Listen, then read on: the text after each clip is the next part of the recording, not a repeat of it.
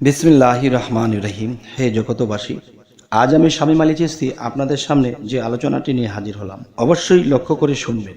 এই আলোচনাটি শুনতে পারলে বা বুঝতে পারলে এবং মানতে পারলে ইনশাল্লাহ আমাদের মানব জীবনটাই ধন্য হয়ে যাবে। সেই কথাটি হলো কি, যে নিজেকে পবিত্র করতে হবে। আল্লাহ কিন্তু কোরআনে বলেছে যে নিজেকে পবিত্র করলো সেই সফল কাম। সেই সফল কাম কেন? আল্লাহ বলেছে, আমি আল্লাহ যদি দেখি কেউ নিজেকে পবিত্র করেছে, নিজের কাল্পটাকে পরিষ্কার করেছে, আর সেই পবিত্র কাল্প পেলে আমি সেখানে বসে আমি আমার বান্দাকে আমি পরিচালনা করি। আর আল্লাহ যে পরিচালনা করে, এই কথাটি কোথায় বলেছে? সূরা সাফফাত, সূরা ইনসিরার মধ্যে আল্লাহ বলেছে, যে নিজেকে সাধনায় আত্মনিয়োগ করে আমি তাকে পরিচালনা করি। আর আল্লাহ যাকে পরিচালনা করবে তার কি দোজখের ভয় আছে? তো এখন কথা হলো যে অজু জিনিসটা কি? অজুর মাধ্যমে মানুষ পবিত্র হয়। এই অজুর মাধ্যমে মানুষ পবিত্র হয়। এখন দেখা গেছে হাতে পায়ে শরীরে যখন আমার ধুলাবালি লেগেছে, তখন আমি কি করেছি?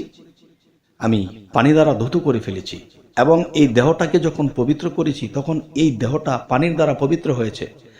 এবং এই মানুষটি যখন মৃত্যুবরণ করবে তখন কিন্তু সে তার দেহটা চলে যাবে মাটির তলায় এবং একসময় মাটি খেয়ে ফেলবে। তাহলে এটার কোনো সাজা নেই।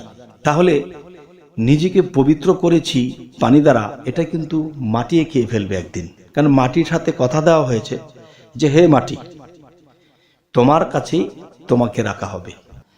এখন সেই বিষয়টি আমি একটু বলছি বুঝিয়ে, যে শরীয়তের অজু পানি দ্বারা চলে গেল, এটা দেহের পরিষ্কার হলো। এখন পরিষ্কার পবিত্র করার কথা যে আল্লাহ কোরআনে বলেছে যে যে নিজেকে পবিত্র করলো সে সফল কাম। সেই পবিত্রটা কি? সেই পবিত্র হতে গিয়ে পানি লাগে না। যেমন আপনি শরীরটাকে পানি দ্বারা ধৌত করেছেন, আপনার আত্মাকে ধৌত করবেন কি দিয়ে? যদি আত্মায় পাপের ময়লা থাকে, এই পাপের ময়লাকে পরিষ্কার করতে কি লাগে? যেমন শরীয়ত, তরিকত, হাকিকত ও মারিফত, এই চারটা স্তরেই আপনি পবিত্র হতে হবে। শরীয়তের অজু পানি দ্বারা গেল। এখন তরিকতের অজু, আমার মুর্শিদের যে বাক্য দিয়েছে, যে কথাগুলো দিয়েছে, সেই কথাগুলো যখন আমি মানতে শুরু করলাম তখন আমার দেহ পবিত্র হয়ে যাবে। সেটি কেমন? যেমন মনে করেন যে চোখ পর্দা করো, চোখকে পরিষ্কার রাখো। যেমন চোখ পরিষ্কার করতে গিয়ে চোখের যে কেতর, এগুলা পরিষ্কার করা না। এটা হলো যে আমি চোখ দিয়ে আমি একটা সুন্দরী রূপসীর দিকে তাকিয়ে আমি খারাপ মনোনীত করেছি, খারাপ মনে মনে ভাবেছি, তখন কি হয়েছে? আমার চক্ষু, আমার দৃষ্টি নাপাক হয়ে গেছে।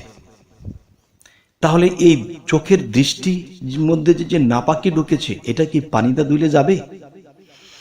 আচ্ছা, আমি কান দিয়ে খারাপ কথা শুনেছি, খারাপ কথা শুনে ওই খারাপ আমার মনের মধ্যে যখন পোষণ করেছি তখন আমি পাপিষ্ট হয়ে গেছি। তখন সেই কানের মধ্যে যখন শব্দ গেছে, সেই শব্দগুলো যখন খারাপ উচ্চারণগুলো যখন আমার মনের মধ্যে রেখে যখন চলেছি, তখন কিন্তু আমার কানটা নাপাক হয়ে গেছে।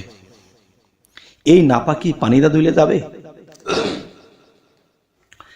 এরপরে মুখ দিয়ে আমি মিথ্যা বলেছি, আমার মুখটাকে নাপাক করে ফেলেছি, এই নাপাক কি পানিটা ধুলে যাবে?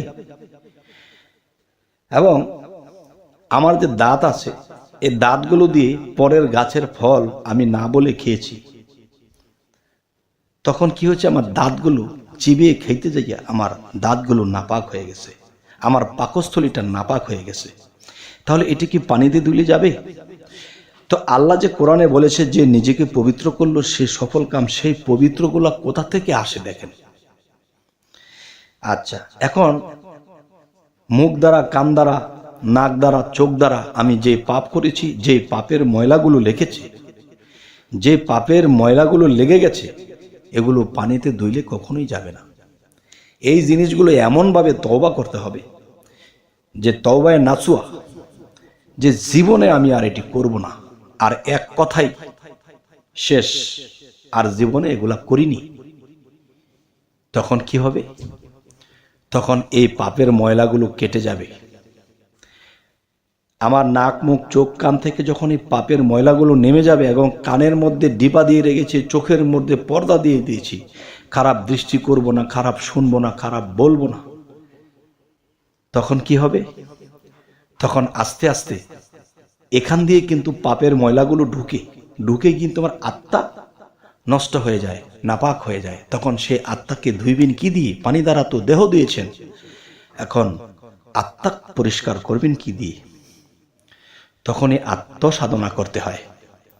যখন একটা মানুষ মুর্শিদ ভজনা এবং আত্মসাধনা করে, তখন আত্মার মধ্যে যে ময়লা লেগেছিল এগুলো ঝরে পড়ে যাবে এবং অন্য কোনো ময়লা আমার নাক মুখ কানের দ্বারা আমার সেখানে পাপের ময়লাগুলো আর যাবে না। তখন আমি হব পবিত্র, তখন আমার কাল্প হয়ে যাবে পবিত্র।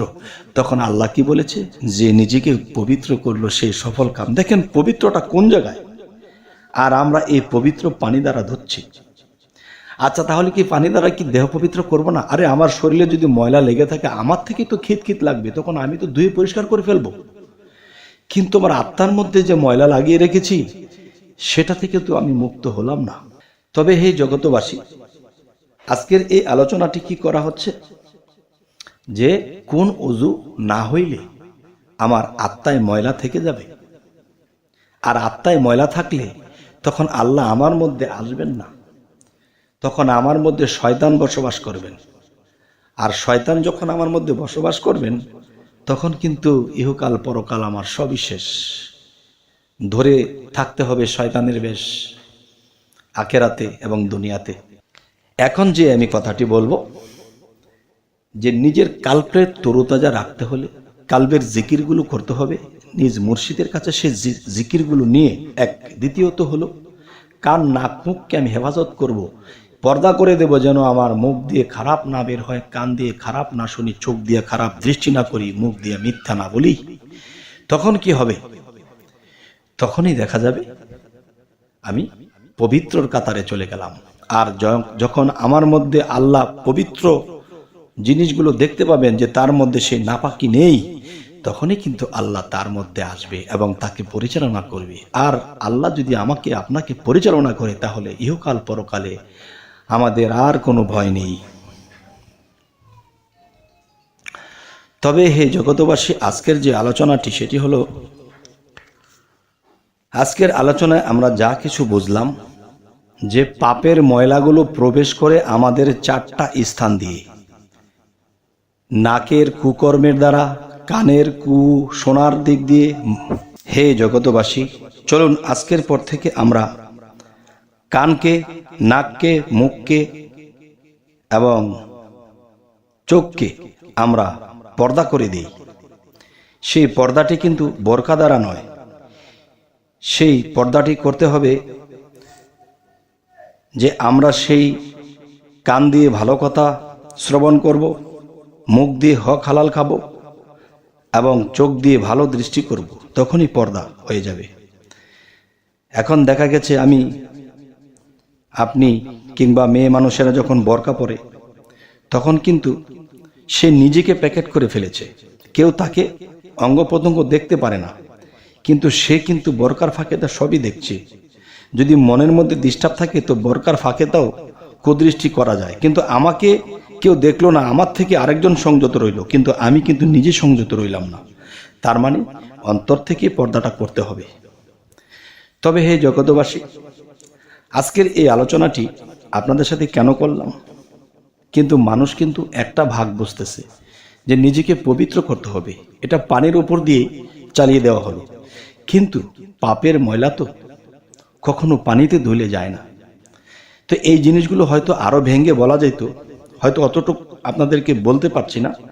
তবে অবশ্যই আপনারা বুঝে নেবেন এবং ইনশাল্লাহ আমরা এই মতে চলার চেষ্টা করব। তবে হে জগতবাসী, আমাদের চ্যানেলটি যারা নতুন দেখছেন তাদের যদি এই আলোচনাটি ভালো লাগে তো অবশ্যই সাবস্ক্রাইব করে রাখুন এবং পরবর্তীতে আপনাদের সামনে আলোচনা নিয়ে হাজির হব ইনশাল্লাহ। সকলেই ভালো থাকবেন। আল্লাহ হাফিজ।